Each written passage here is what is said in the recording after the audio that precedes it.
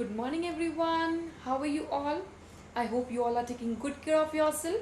Okay, students, today also we'll be continuing with our chapter, that is chapter number 27 of Civics, the Indian Parliament, its need and function. Again, at the end of the video, there is a test, so you have to give me your answers in the comments. So, without any further ado, let's get started. Yes, students, so let's continue chapter number 27 of Civics, the Indian Parliament, need and functions. Yesterday, we have done the elections and working of Lok Sabha, where we read that the members of Lok Sabha are elected directly on the basis of universal adult franchise. Now the question is, what is the meaning of universal adult franchise? Before understanding the meaning, let's just talk about how all the adults got right to vote. Again, there is a story behind it, so let's start. First, due to the fear of British government in colonial rule, all the rules were forced on the people. During the British rule, during the colonial rule, all the rules are being forced on the people, and people, due to the fear of Britishers, are supposed to follow all the rules and regulations.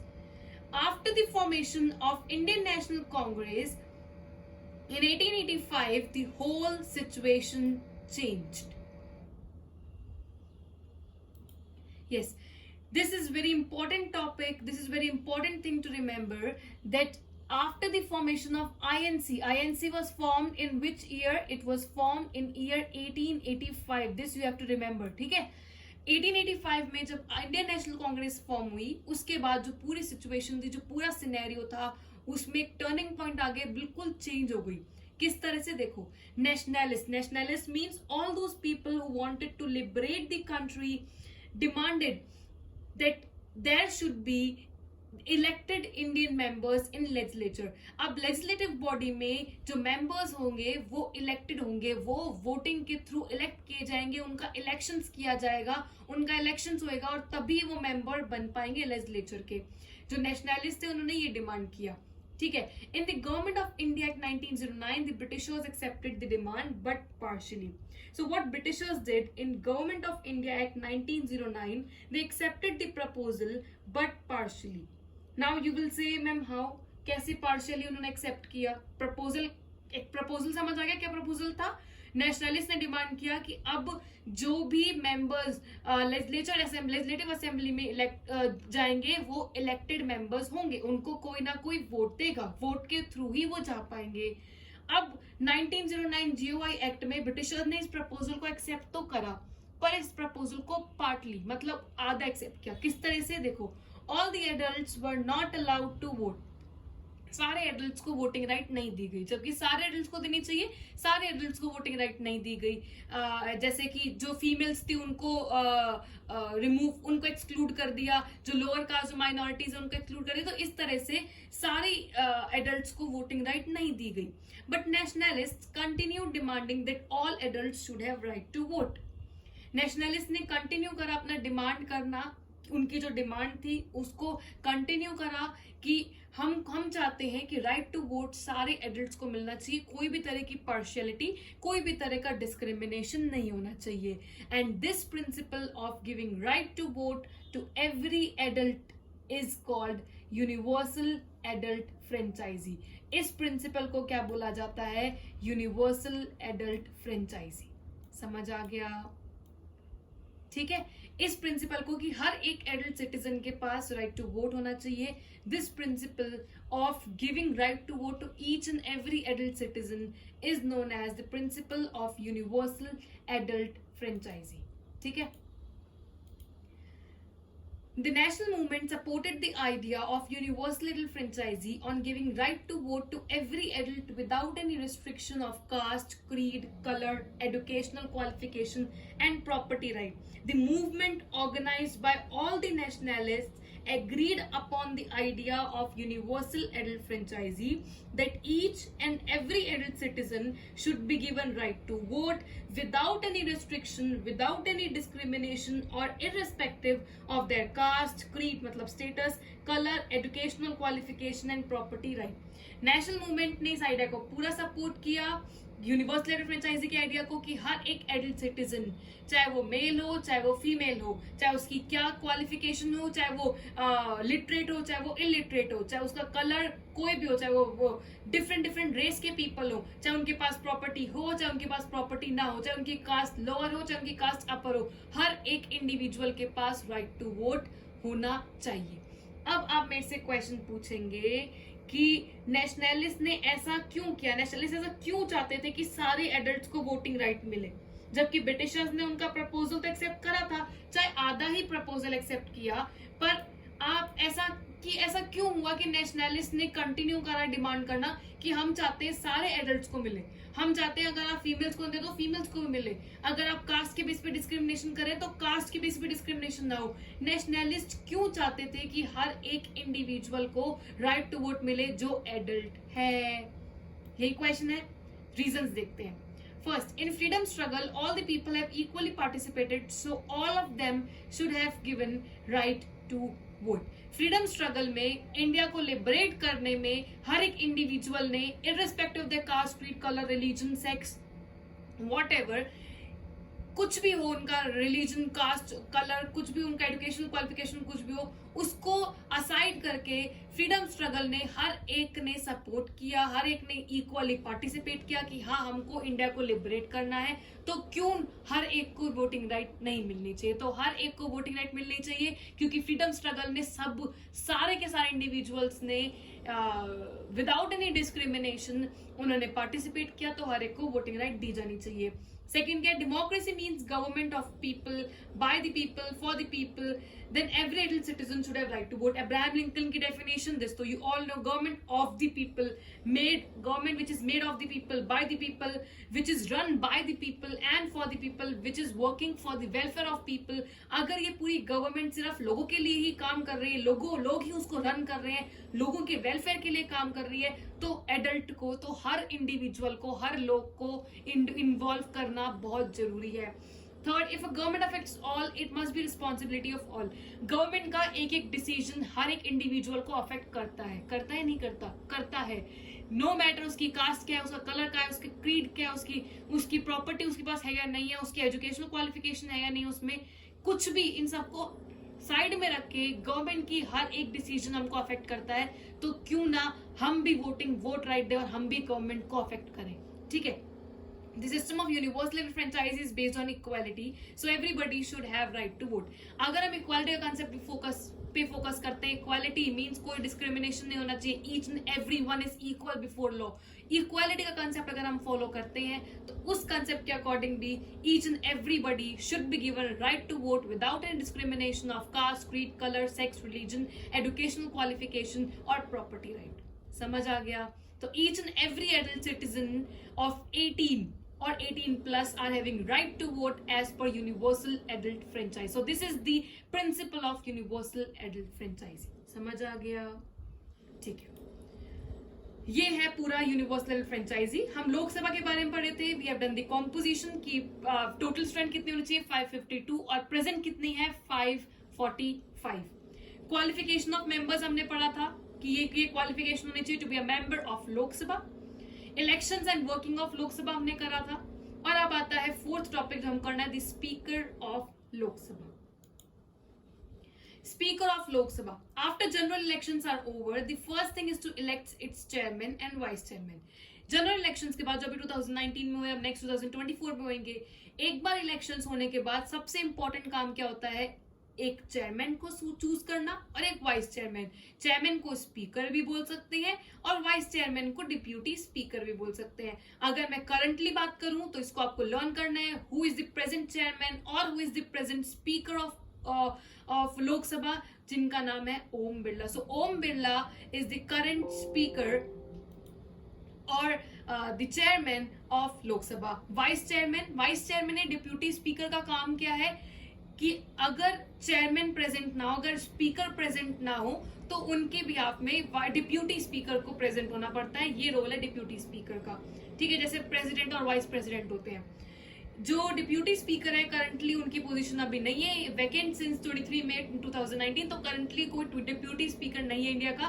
But speaker of Lok Sabha कौन है? ओम बिरला। और लोकसभा के leader कौन है? नरेंद्र मोदी। मैंने आपको कहा ही था कि जो लोकसभा में जिसके हाईएस्ट नंबर ऑफ मेंबर्स होते हैं बीजेपी के हैं, उसका जो लीडर होता है जो कि नरेंद्र मोदी है, वो कौन बन जाता है? Prime minister. तो ये आपको लर्न करना है। चेयरमैन और speaker of Lok Sabha Om Birla and the leader of Lok Sabha Narendra Modi. ऐसे ही हम राज्यसभा का भी पढ़ेंगे। अभी के लिए लोकसभा को देखो, स्पीकर और डिप्यूटी स्पीकर।